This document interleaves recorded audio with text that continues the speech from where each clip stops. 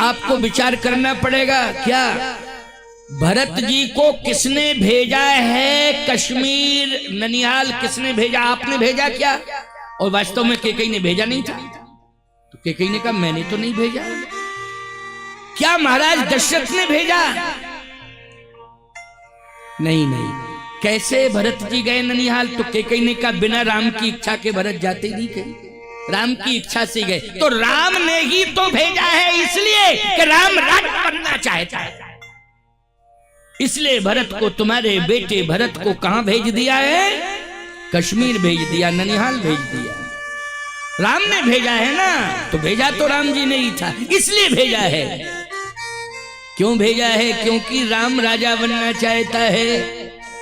और ऐसा जनता में माहौल बना दिया, भरत को ननिहाल भेज दिया और पूरी जनता में ऐसा माहौल बना दिया अयोध्या में राम ने कि संपूर्ण जनता कह रही है सबके उर अभिलाषी है, कहीं मनाई महेश, ओ आप अछत जुबराज पद, राम ही देव नरेश। पूरी जनता कह रही है राजा राम जानकी राम, राजा राम जानकी राम, राजा राम जानकी राम, राजा राम जानकी रानी, अवध राजधानी, अवध राजधानी,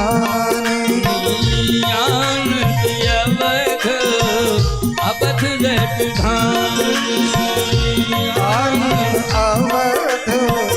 अवध राजधानी, राजा राम जानकी रानी। पूरी जनता यही कह रही, अबाल वृद्ध नर नारी राजा राम हो, जानकी जी रानी हो, सबकी मांग है यही। और महाराज चक्रवर्ती जी सम्राट महाराज श्री दशरथ ने सबकी मांग को स्वीकार कर लिया है, सबकी मांग को स्वीकार कर लिया है और तैयारियां पूरी हो चुकी हैं और राम जी का अभिषेक होना है कंफर्म। लेकिन एक बात बताओ महारानी जी, इतना बड़ा उत्सव हो रहा है अयोध्या में, लेकिन भरत जी तक कोई सूचना पहुंची है? आप ही बताओ। कैकेयी कहती सूचना तो नहीं गई, और भरत तक सूचना नहीं पहुंची और आपके मायके में सूचना नहीं पहुंची। भरत का ननिहाल मानी, कैकेयी का क्या हुआ? बोलो भाई, मायका हुआ कि नहीं? यहाँ क्या बोलते हैं राजस्थान में? पियर, पियर, हाँ पियर, पियर। आप अच्छी बात बता दिए हमको, नहीं हम तो यही कहते चले जाते। वैसे मायका मानी पियर, मायका मानी माई का घर, माई का घर मानी माँ का घर, उसको मायका कहते हैं, समझ? मायका, मायका मानी माई का घर। अच्छा, जहां तुम्हारा जन्म हुआ है वो माँ का घर है कि नहीं? तुम्हारी माँ का घर, वहीं तुम्हारा जन्म, तो तुम्हारा क्या हो गया? वो मायका हो गया कि नहीं हो गया? इसलिए उसको पीहर भी कहते, पीहर कहते हैं, पीहर मायके को कहते हैं। हमारी समझ में तो हाँ ठीक, राजस्थान में कहते हैं। चलो अच्छी बात है, कम से कम। हाँ हाँ, क्या बात है, पापा का घर है।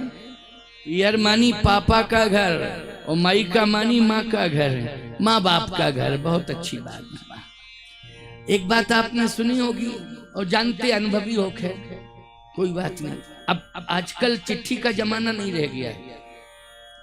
पुराने समय में चिट्ठी बहुत समय बाद आती थी मायके से, क्योंकि लाने वाला, अब गांव भर में एक ही चिट्ठी ले जाने वाला था। उस समय डाक खाने नहीं थे, बहुत पुराने समय की बात बता रहे हैं। तो उस समय एक ही गांव में ले जाने वाला था। अब वो इतने गांव में घर बने, किस किस की चिट्ठी ले जाए बेचारा, हैं? क्यों भाई कैलाश दास?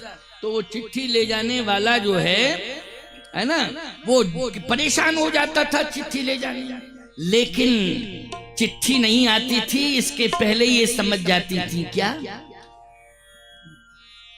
घर के मकान के सबसे ऊंचे स्थान पर कौआ अगर सुबह सुबह बैठ जाए और बोले तो समझ जाती थी लेने वाले आए। क्यों क्यों भाई?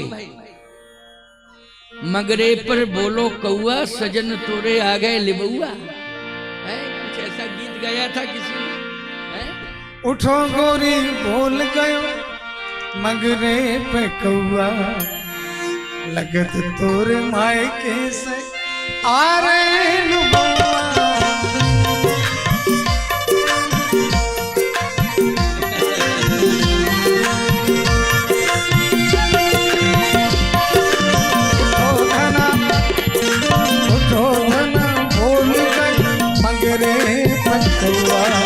लगत तोरे मायके आ रहे नुबुआ। देखो भाई, ये मर्मज्ञ हैं, ये जानते हैं गीत वगैरह, हमको तो आते नहीं है ज्यादा, लेकिन इन्होंने याद था इनको। अच्छा एक बात और बताएं, जो जिस डिपार्ट का होता है वो अपने डिपार्ट की भाषा जानता है। अब हम तो 9 साल की उम्र में ही साधु बन गए और डायरेक्ट जो है मंच पर आ गए। 11 वर्ष की उम्र में तो मंच पर ही बैठ गए थे, छोटी उम्र में। तो अब हमें ये पता ही नहीं है क्या मायका है, क्या ससुराल है, क्या क्या है, लेकिन नहीं, सुन लेते हैं तो कह देते हैं। इनको तो गीत भी याद था इसलिए गा दिया। लेकिन मायके से बड़ा प्रेम, अब नेटवर्क का जमाना है, मोबाइल की क्रांति जो है, दूर संचार की क्रांति आई। अब तो 1 सेकंड नहीं लगता है मायके में खबर पहुंच जाती है। क्यों भाई? 1 सेकंड नहीं लगता है, बस नेटवर्क गड़बड़ नहीं होना चाहिए। और पीयर का नेटवर्क तो चालू ही रहता हमेशा, वो कभी गड़बड़ नहीं होता, चाहे जितना खराब मौसम मानसून आ जाए, लेकिन वो कनेक्शन जो है लगातार रहता, वो नेटवर्क खत्म नहीं होता है। थोड़ा सा तुमने कुछ कहा, जरा सा ही तुरंत पिताजी हेलो ले जाओ। गलत। सबसे बड़ा घर तुम्हारा पति का घर है, याद रखना। पिता के यहां तो तुम धरोहर के रूप में रही हो।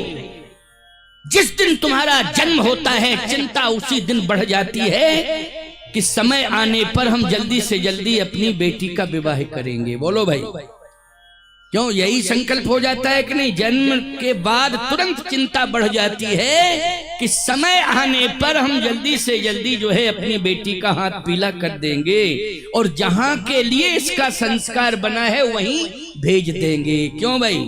जहीं बिरंच रच से समारी तई श्यामल बर रचेऊ बिचारी। इसलिए माता पिता के यहाँ बेटियों तुम केवल धरोहर के रूप में हो। असली घर तुम्हारा पति का घर है, जहां विधाता ने विधान बनाया है, संयोग बनाया है, वहां तुम्हें जाना पड़ेगा और उसी को अपना असली घर समझना। और ये संकल्प लेकर के ही तो तुम जाती हो मंडप के नीचे कि हे परमात्मा, आज मैं जा रही हूं, अग्नि को साक्षी करके जा रही हूं, समाज को साक्षी करके जा रही हूं, देवताओं को साक्षी करके जा रही हूं, और जो विधान बनाया है आपने उसे स्वीकार करके जा रही हूं। बस इतना ही मेरी प्रार्थना है कि मेरी अंतिम श्वास निकले तो पति के घर में, पति के चरणों में निकले। बस यही मैं मांग रही हूं, पति के घर में और पति के चरणों में मेरी अंतिम श्वास निकले, यही मांग होनी चाहिए। असली घर तुम्हारा पति का घर है। इसलिए जीवन में सुख मिले चाहे दुख मिले, लेकिन पति के घर को अपनी जिंदगी का आधार मानना, चाहे सुख मिले चाहे दुख मिले। इतना एहसास कराना ही नहीं है कि माँ बाप को ये कष्ट हो जाए सुन करके उनकी चिंता बढ़ जाए। ये तो आपको गंभीरता का परिचय देना है, क्योंकि आप साधारण नहीं हो, सामान्य नहीं हो। या देवी सर्वभूतेषु शक्ति रूपेण संस्थिता, शांति रूपेण संस्थिता।